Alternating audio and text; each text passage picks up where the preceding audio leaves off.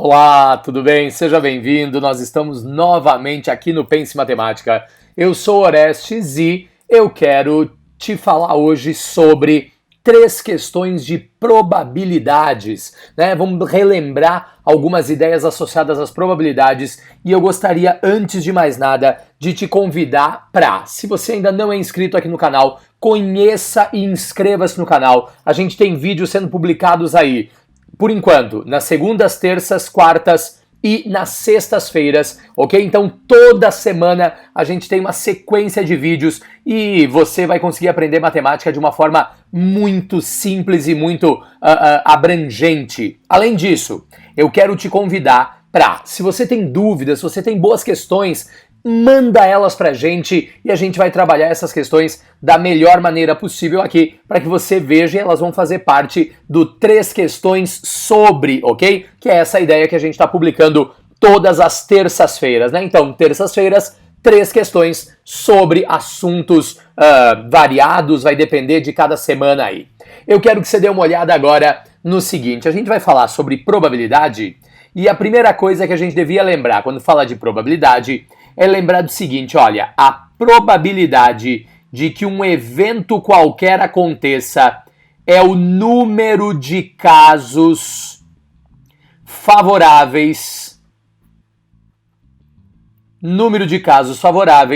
dividido pelo número total de casos de uma situação, ok? Número de casos favoráveis dividido pelo número total de casos. Legal, então a gente vai começar pensando no seguinte. O enunciado que nós temos aqui vai nos dizer o seguinte, vejamos lá.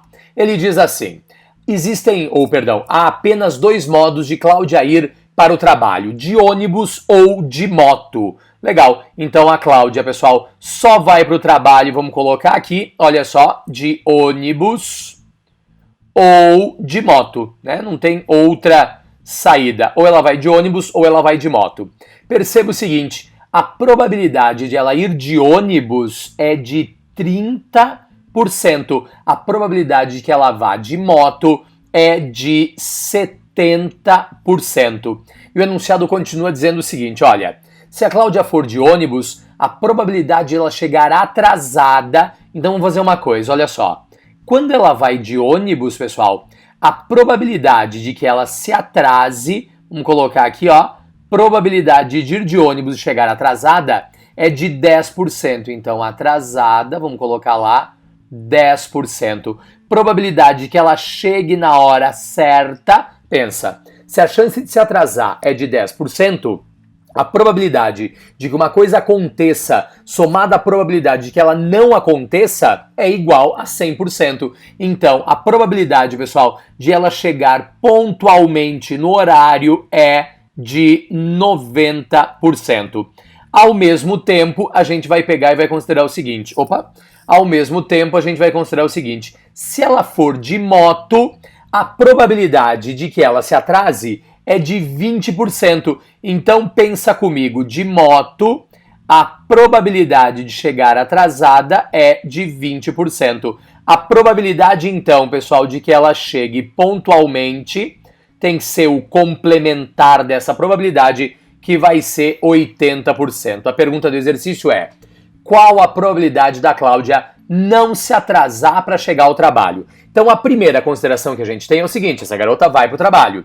Se ela vai para o trabalho, para pensar, ela pode ir de ônibus ou de moto. Agora, qual é a probabilidade de que ela vá para o trabalho, mas que ela não se atrase? Professor, ela pode ir, vamos colocar aqui, veja só, ela pode ir de ônibus e chegar pontualmente, ou ir de moto e chegar pontualmente. E aí a gente vai pegar e vai pensar no seguinte, qual é a probabilidade de que ela vá de ônibus, professor? A probabilidade de ir de ônibus é de 30%. Qual é a probabilidade de, indo de ônibus, ela ser pontual, professor? 90%.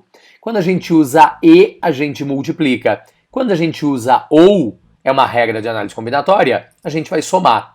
Qual é a probabilidade dela ir de moto? Olha, a probabilidade dela ir de moto é de 70% e de ir de moto e chegar pontualmente é igual a 80%. Consequentemente, isso vai me dizer o seguinte, bom, em primeiro lugar, a gente não multiplica a porcentagem por nada. Isto é a mesma coisa que, deixa eu corrigir aqui, isto é a mesma coisa que 3 dividido por 10, que multiplica 9 dividido por 10, mais 7 dividido por 10, que multiplica 8 dividido por 10, né? Quando a gente tem porcentagem sendo multiplicada, ou a gente usa o decimal, ou a gente usa o fracionário, como a gente está trabalhando aqui. Isso vai nos dar, pessoal, 27 sobre 100 mais 56 sobre 100, o que vai nos dar 83 sobre 100, ou seja, em outras palavras, 83 sobre 100 é a mesma coisa que 83%. Então pensa só, a probabilidade de que a Cláudia vá para o trabalho, pessoal, de ônibus ou de moto e indo de ônibus ela chegue pontualmente, indo de moto ela chegue pontualmente, é igual a quanto? É igual a 83%, ok? 83%. A alternativa correta deste exercício seria a alternativa letra o quê? A alternativa letra E, certo? Então é um exercício onde a gente tem duas probabilidades distintas e elas vão sendo combinadas caso a caso. Essa é uma questão da Fundação Getúlio Vargas, mas você encontra várias questões que seguem essa mesma linha e que são muito parecidas com isso, né? Provas da CAF, provas de universidades federais,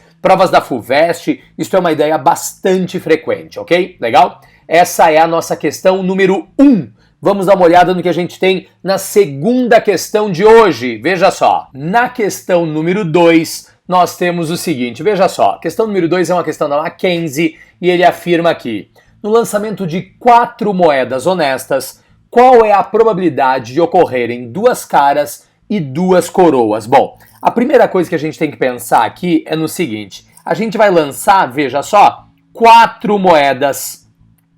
E quando a gente pensa nessa ideia, né, vamos lançar 4 moedas, quando a gente pensa nessa ideia, me diz uma coisa, qual é o número de elementos do espaço amostral do lançamento de 4 moedas? Professor, a primeira moeda tem 2 possibilidades, a segunda moeda tem 2 possibilidades, a terceira moeda tem 2 possibilidades, a quarta moeda tem 2 possibilidades. Então, na verdade, o número de elementos do espaço amostral é 2 elevado à quarta, o número de elementos do espaço amostral do lançamento de 2 moedas é igual a 16, ok? O número de lançamentos do espaço amostral de 4 moedas é igual a 16, ou seja, existem 16 maneiras disso acontecer.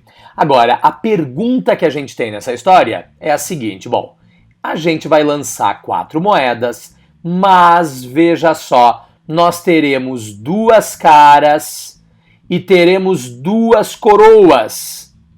E quando a gente pensa nesse tipo de ideia, a gente tem o seguinte, olha, o número de casos favoráveis para essa história é assim. A gente vai entender que a ordem das moedas acaba modificando o resultado. É por isso que a gente fala, pessoal, que o número de elementos do espaço amostral é igual a 16. Se a gente parar para pensar nessa história, me responda, quantas moedas serão lançadas? Professor, serão lançadas 4 moedas.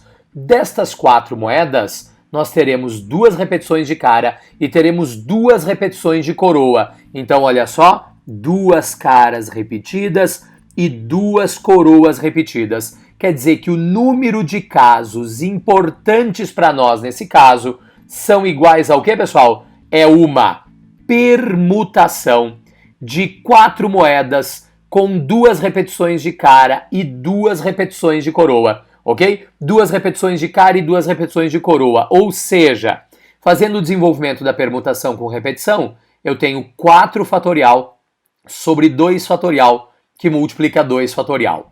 Número de casos favoráveis ao lançamento de 4 moedas com 2 caras e 2 coroas é igual a 24 dividido por 2, que multiplica 2. 24 dividido por 4, existem 6 resultados viáveis para essa história.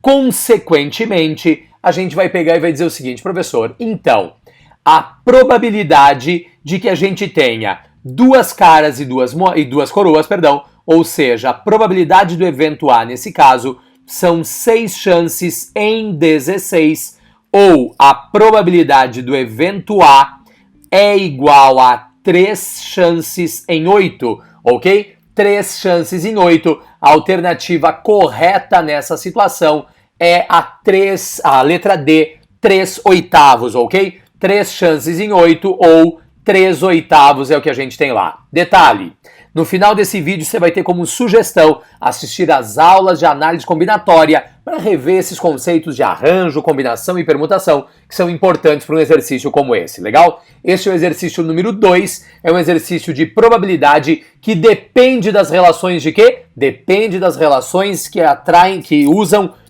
probabilidade com repetição, legal? Ok? Essa é a questão número 2. Vamos ver o que a gente tem para a questão número 3. Lembrando, se você ainda não é inscrito aqui no Pense Matemática, inscreva-se no canal, acesse o nosso site, conheça o site e fique atento a todas as novidades. Nós temos vídeos durante vários dias da semana, sempre vídeos novos, resoluções do Enem, temos aulas, temos listas de exercícios resolvidos. Fique muito atento ao nosso conteúdo, ok? Vamos lá, questão número 3, veja só. Na questão número 3, nós temos aqui, é uma questão da Unirio e o enunciado diz: as probabilidades de 3 jogadores marcarem um gol cobrando um pênalti são respectivamente, olha só, vamos colocar aqui, ó, eu vou chamar de jogador A. Eu vou te dizer que a gente tem chance de acertar, marcar o gol, e vou te dizer que a gente tem chance de errar, pensa comigo. O primeiro jogador, pessoal, tem uma chance em 2 de acertar. A gente está falando de eventos complementares. Se a chance de acertar é 1 em 2, a chance de errar tem que ser 1 em 2 também. O jogador B, de acordo com o enunciado, só para a gente se organizar, tem 2 chances em 5 de acertar. Consequentemente, tem o que, pessoal? 3 chances em 5 de errar. E o jogador 3, o jogador C, deixa eu colocar um jogador C aqui.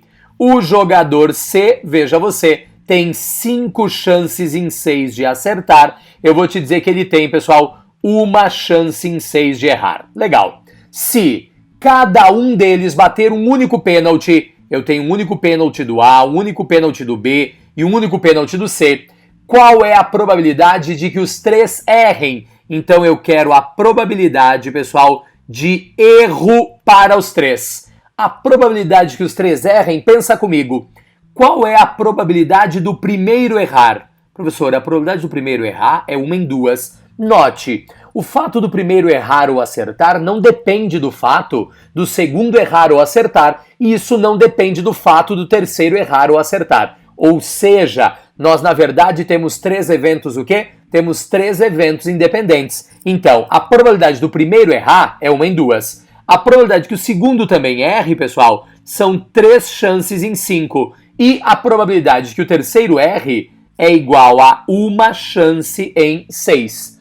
Consequentemente, você vai me dizer que, veja só, a probabilidade de que os 3 jogadores errem é igual a, dá uma olhada comigo, 3 lá em cima e 6 aqui embaixo, vai nos dar 2. Você vai me dizer que a gente tem 1 chance em 2 vezes 5... 2 vezes 5, 10 vezes 2, 20.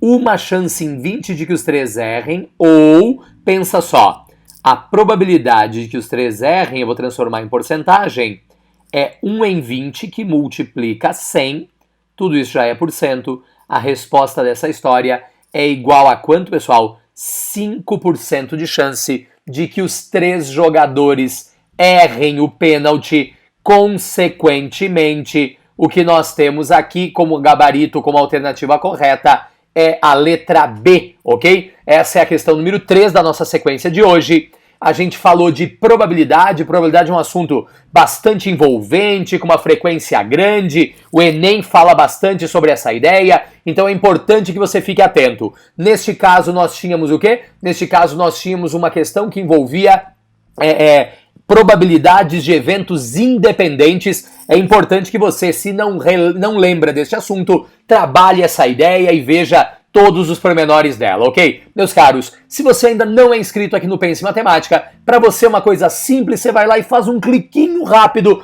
para nós e para o nosso trabalho. Isso é muito importante, ok? Meus caros, grande abraço, até mais, tchau, tchau!